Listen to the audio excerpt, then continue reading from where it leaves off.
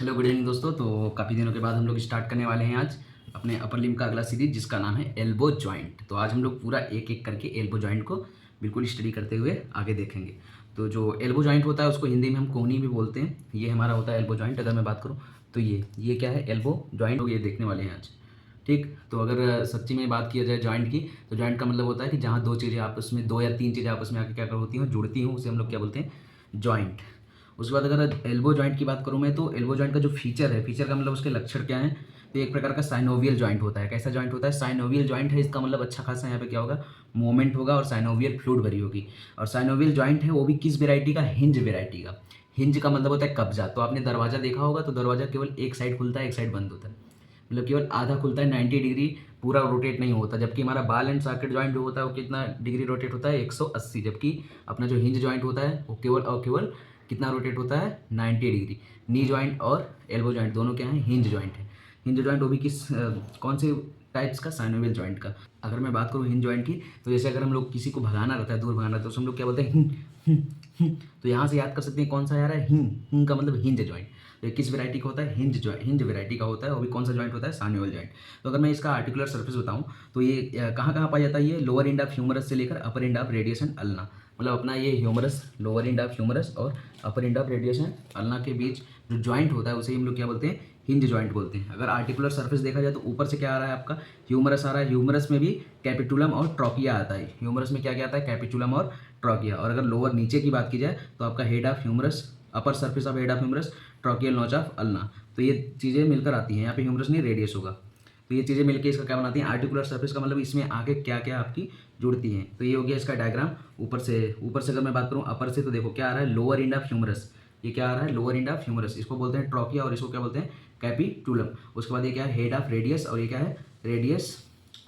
ये क्या है? ट्रोकियल नॉच ऑफ अल्ना। यहाँ ट्रोकिया है तो यहाँ पे एक छोटा सा गड्ढा, डिप्रेशन दिख रहा है, इसे हम लोग क्या बोलते हैं? ट्रोकियल नॉच बोलते हैं। और ये क्या है? Head of radius. तो यहाँ पे ये पूरा जो अरेंजमेंट हुआ है, ऊपर से आई ह्यूमरस, इधर से रेडियस, इधर से अल्ना, तो यहाँ पे एक ज्वाइंट बन रहा है, मतलब जुड़ रहे हैं आपस में आके। तो इसे क्या बोलते हैं हम लोग? एल्बो ज्वाइंट बोलते हैं। क्या बोलते हैं? एल्बो ज्वाइंट, जो कि साइनोवियल टाइप का होता है। और किस वेराइटी का होता है? हिंज वेराइटी का।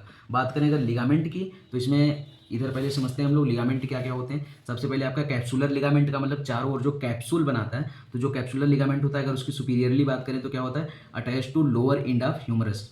सुपीरियरली यानी ऊपर की ओर। किससे? अब देखो हिंज जॉइंट की अगर सॉरी एल्बो जॉइंट की अगर मैं बात करूँ, तो ऊपर की ओर क्या है? ह्यूमरस है, तो क्या आएगा?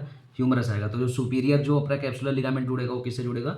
Lower end of humerus. और अगर इंटरमीडियली बात करें, इंटरोमीडियली का इंफीरियोमीडियली का मतलब कि नीचे और मीडियल साइड में बात करें, तो बताओ मीडियल साइड में क्या आता है आपकी? कौन सी बोन? आपकी बोन आती है अल्ना बोन। तो क्या होगा? Attach to margin of trochlear notch of ulna. और अगर इंफीरियर लेटरल यानी नीचे और लेटरल साइड कौन सी बोन आती है? रेडियस। तो क्या आएगा? Attach to annular ligament of superior radio ulnar joint.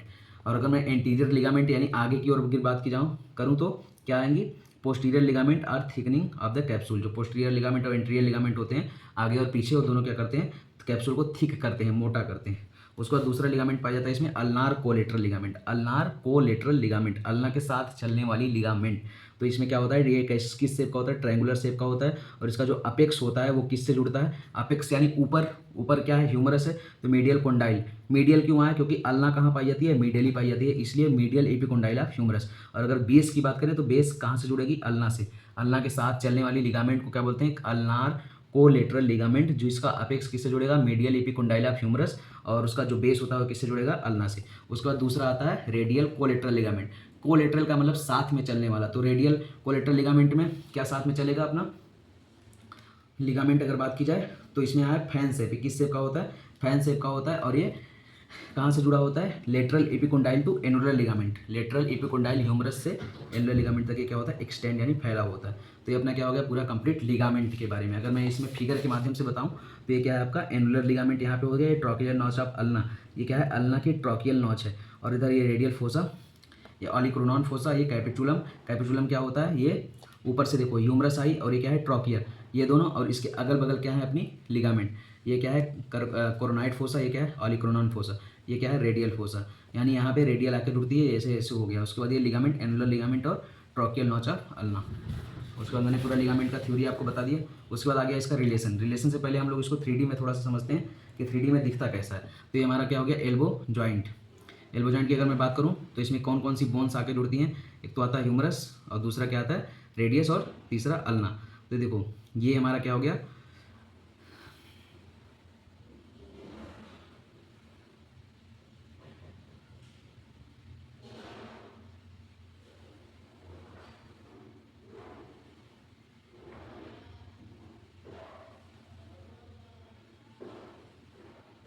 अगर मैं बात करूँ इसने फिर से तो आपको 3D में दिख रहा होगा कि ऊपर से कौन सी बोन आ रही है, अल्ना ह्यूमरस बोन आ रही है। ये क्या हो गया, कैपिचुलम हो गया, ये ट्रॉकिलियर एपिकंडाइल हो गया। उसके बाद ये क्या है, रेडियस है और ये क्या है, अल्ना। तो 1 2 3 बोने आपस में मिलके क्या बनाती हैं, अपना हिंज जॉइंट, जो कि कौन सा जॉइंट होता है, सान्यूअल जॉइंट, और किस वेराइटी का होता है, हिंज वेराइटी का। ये मिलके क्या बनाती है, एल्बो जॉइंट, जिसका हमने कैप्सूल देख लिया। उसके बाद हम बात करें अगर रिलेशन, तो एंटीरियर में कौन कौन सी मसल्स है, कौन कौन सी नर्व आएंगी। तो अगर मैं बात करूं एल्बो जॉइंट के एंटीरियर में आता है आपका ब्रैकियलिस मसल्स, मीडियल नर्व, ब्रैकियली आर्टरी और टेंडन बाइसेप्स। अगर पोस्टीरियर बात करूं तो ट्राइसेप्स और एनकोनियस। उसके बाद मीडियली अगर बात करूं, यानी कि मीडियल का मतलब अल्ना के साइड की बात करूं, तो अल्नार नर्व आएगी, फ्लेक्सर कार्पी अल्नेरिस आएगी और कॉमन फ्लेक्सर आएगा। और अगर लेटर यानी रेडियस की बात करूं तो किधर क्या क्या आएगा, supinator, extensor कार्पी, extensor and कार्पी radialis Brevis. यहाँ तक हो गया। उसके बाद इसकी ब्लड सप्लाई, तो जो ब्लड सप्लाई होती है एल्बो जॉइंट की, इसमें क्या होता है, ये पूरे एल्बो जॉइंट के अराउंड अपना आर्टरी और जो भी आर्टरी होती है वो क्या करती है, घूमती है, जिसमें से 2 आर्टरी आती हैं, रेडियस आर्टरी और अल्नार आर्टरी, और ऊपर से आती है ब्रैकियल आर्टरी। और अगर नर्व सप्लाई की बात करूँ तो इसमें ulnar nerve, medial nerve, radial nerve और मस्कुलोक्यूटेनियस नर्व, 4 नर्व इसको सप्लाई करती हैं। कौन कौन सी, ulnar nerve, medial nerve, radial nerve और मस्कुलोक्यूटेनियस नर्व। सब नर्व के एक्शन में इस मूवमेंट होता है। मूवमेंट में तो 2 मूवमेंट होते हैं, फ्लेक्जन एंड एक्सटेंशन। कौन कौन से मूवमेंट होते हैं guys, flexion and extension. Flexion का मतलब होता है कि अगर ये हाथ जो है ये ऐसे मुड़ रहा है तो ये क्या हो गया, फ्लेक्जन, और अगर ऐसे फैल रहा है तो ये क्या हो गया, एक्सटेंशन। ये फ्लेक्जन, फिर ये अगर फैला दिए तो एक्सटेंशन।